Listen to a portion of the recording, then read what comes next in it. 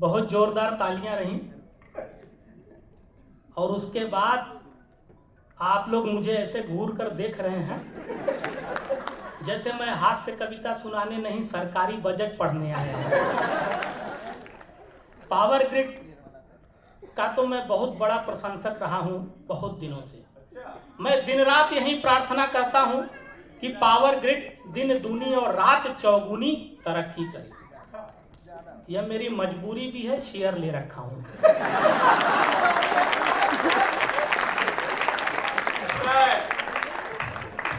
आप सभी को प्रणाम करता हूं।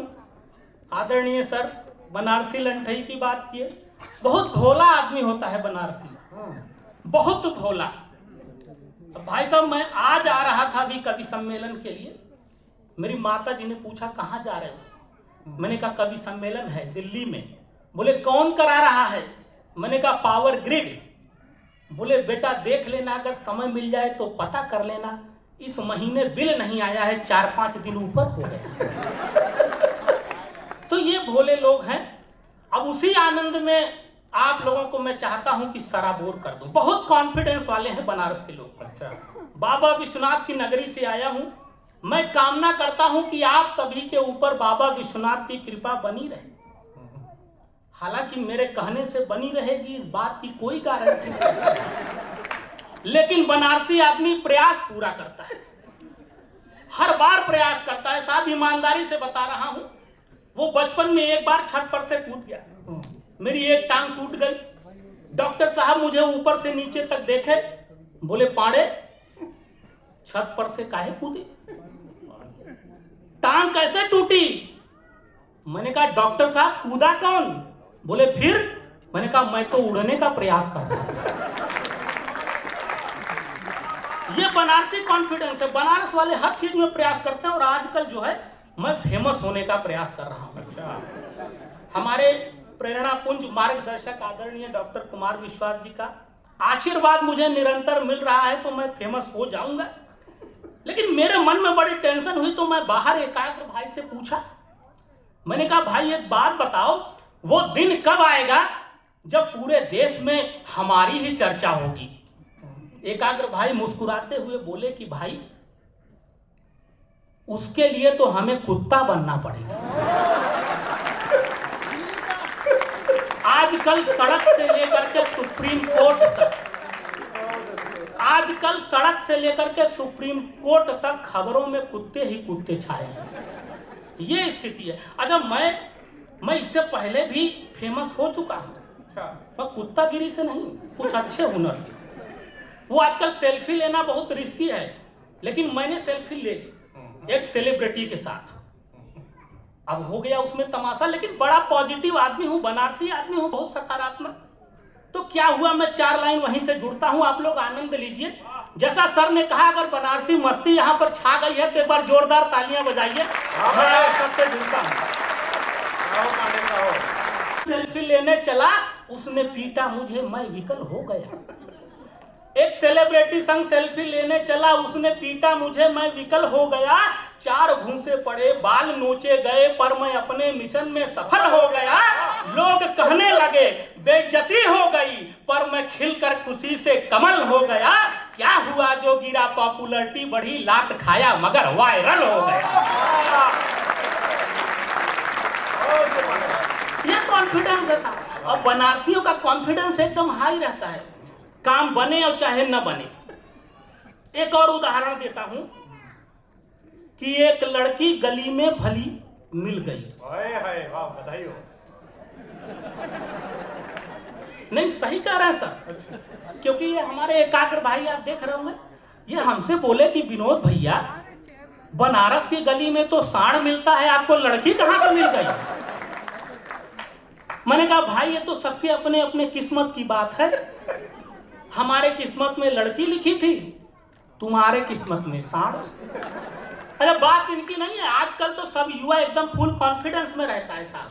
सोशल मीडिया का जमाना है। फेसबुक और व्हाट्सएप के इनबॉक्स में कोई सुंदर सी लड़की आकर के खाली हाय लिख देती है तो हम दर्जी के दुकान पर पहुंच जाते हैं शेरवानी का नाप लेकर। यह हमारा कॉन्फिडेंस है। तब कहता हूं कि एक लड़की गली में भली मिल गई, खूब खूबसूरत हंसी मन चली मिल गई।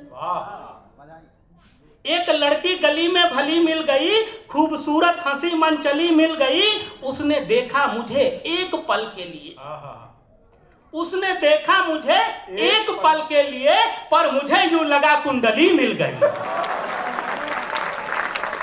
ये कॉन्फिडेंस है।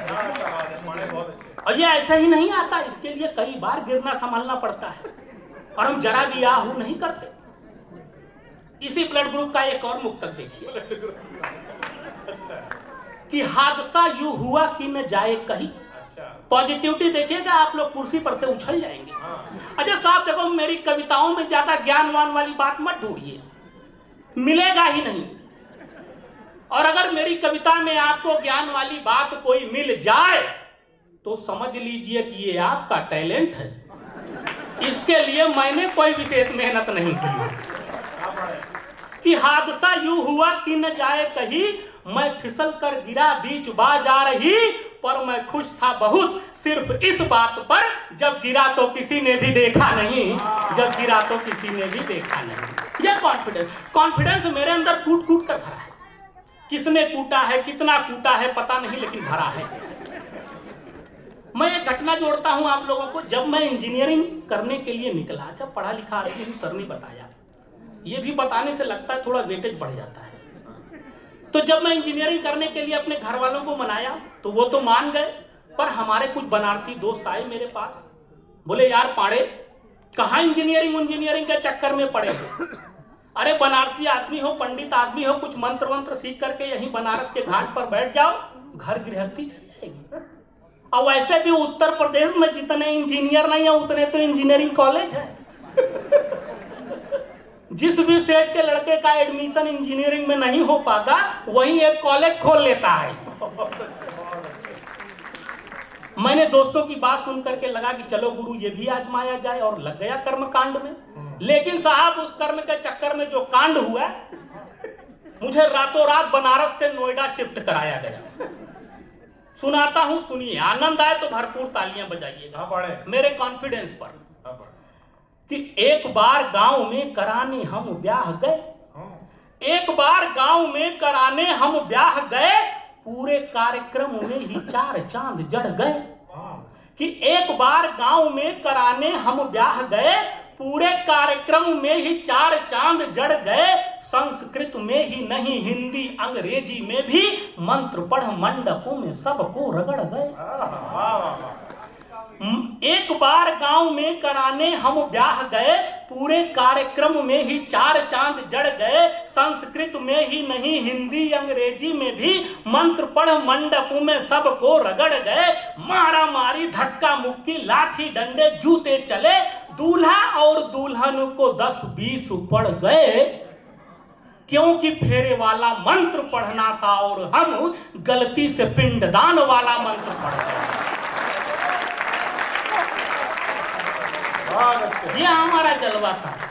भगवान का लाख लाख शुक्र है कि इंजीनियरिंग ठीक ठाक निपट गई। लोग हमसे कहते हैं कि विनोद पांडे खाली मस्खरी करते हो कि समाज में भी कोई योगदान है तुम्हारा। मैंने कहा समाज में मेरा बहुत जबरदस्त योगदान है, और स्वच्छता मिशन में तो मेरा जो योगदान है ना, वो इतिहास के पन्नों में स्वर्ण अक्षरों में लिखा जाए। बहुत बड़े बड़े काम किए हमने, लेकिन अपने को शो करने की आदत थोड़ी है। तो उन्होंने कहा क्या योगदान है आपका स्वच्छता मिशन में? तो जो है वो मैं आपको बताता हूं, अगर लगे तो आप लोग आशीर्वाद दीजिएगा। कि स्वच्छता मिशन जोर शोर से शुरू हुआ तो, स्वच्छता मिशन जोर शोर से शुरू हुआ तो गंदगी पसंद वालों का दिल पिघल गया। हमने भी कसम उठाई स्वच्छता की और कई बार संभल संभल के फिसल गया। और एक बार मुंह में जो मच्छरों का पूरा झुंड भक्त से घुसा तो मन अपना मचल गया। और थूकना था मुझे पर देश हित के लिए मैं वंदे मातरम बोल सबको निकल गया।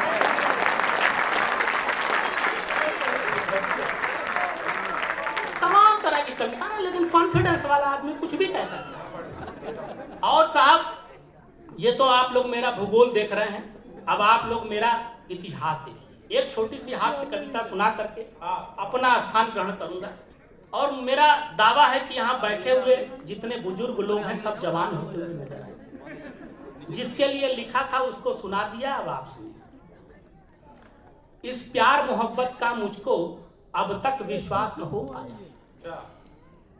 इस प्यार मोहब्बत का मुझको अब तक विश्वास न हो पाया, वो जब तक मेरे पास रही मैं तब तक पास न हो पाया।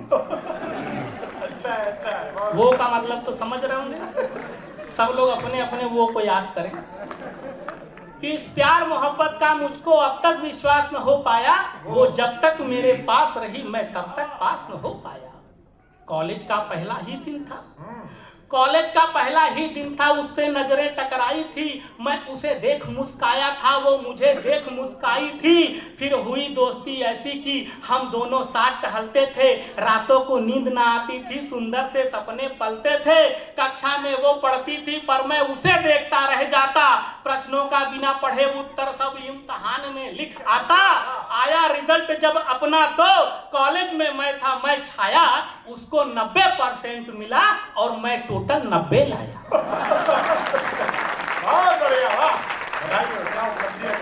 मैं घर में टूटा गया, मैं घर में टूटा गया जिसे सुन उसने हंसी उड़ाई थी, फिर भी मैं उससे दूर रहूं जिसका अभ्यास न हो पाया, वो जब तक मेरे पास रही मैं तब तक पास न हो पाया। वो सेकंड ईयर में चली गई। भाई साहब खुल के हंस लीजिए। वो एक कवि सम्मेलन में एक भाई साहब उनसे बाहर मिले, बोले कविता बहुत बढ़िया पढ़ा, बड़ा आनंद आ गया, मुझे पुराने दिन याद आ गए। तो हमने कहा भाई साहब आपने ताली क्यों नहीं बजाई? बोले वो पत्नी के साथ आया था। वो सेकंड ईयर में चली गई, मैं फर्स्ट ईयर में लटक गया, उससे कुछ उसकी आंखों में भटक गया, सबकी आंखों में खटक गया, दूरी थोड़ी सी बढ़ी मगर संबंध नहीं अपना छूटा, कक्षा में कभी नहीं पहुंचा पर कॉलेज कभी नहीं छूटा। कि वो सेकंड ईयर में चली गई, मैं फर्स्ट ईयर में लटक गया, उसकी आंखों में भटक गया, सबकी आंखों में खटक गया, दूरी थोड़ी सी बढ़ी मगर संबंध नहीं अपना छूटा, कक्षा में कभी नहीं पहुंचा पर कॉलेज कभी नहीं छूटा। वो जब मिस कॉल मारती थी मैं कॉल पलट कर करता था, वो हंस हंस कर बतियाती थी, मैं रो रो कर बिल भरता था। सब कुछ न्यौछावर था उस पर, जो कुछ घर से मैं पाता था, गोलगप्पे उसको रोज खिला घर पैदल पैदल जाता था। जितने दे दिए गिफ्ट मैंने जीवन भर नहीं पा सकेगी, मैं बहुत फटीचर था लेकिन उसको आभास न हो पाया, वो जब तक मेरे पास रही मैं तब तक पास न हो पाया। वाह वाह वाह। वो थर्ड ईयर में चली गई। वो थर्ड ईयर में चली गई, मैं फर्स्ट ईयर में डटा रहा। का जवाब नहीं है। वो थर्ड ईयर में चली गई, मैं फर्स्ट ईयर में डटा रहा, उससे कुछ लगन लगी ऐसी, सारी दुनिया से कटा रहा। हम दोनों देख रहे थे जब दिन में ही सपने नए नए, उड़ते उड़ते अपने किस्से उसके भाई तक पहुंच गए। वो मुष्ट अंडा लेकर डंडा रास्ते में एक दिन पकड़ लिया, वो मुष्ट अंडा लेकर डंडा रास्ते में एक दिन पकड़ लिया, मैं बचकर भाग नहीं पाया, गंडे ने ऐसा जकड़ लिया, फिर ले डंडा इतना धोया उसके भाई ने, हिलना डुलना भी मुश्किल कर डाला था मेरा कसाई ने। फिर भी मैंने हिम्मत रख करके प्रेम पत्र भेजा उसको, उसने जवाब जो नहीं दिया तो फिर कुछ खास न हो पाया, वो जब तक मेरे पास रही मैं तब तक पास न हो पाया।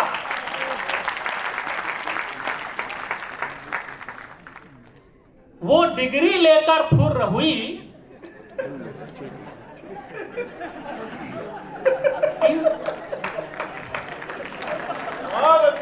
3 साल का कोर्स था।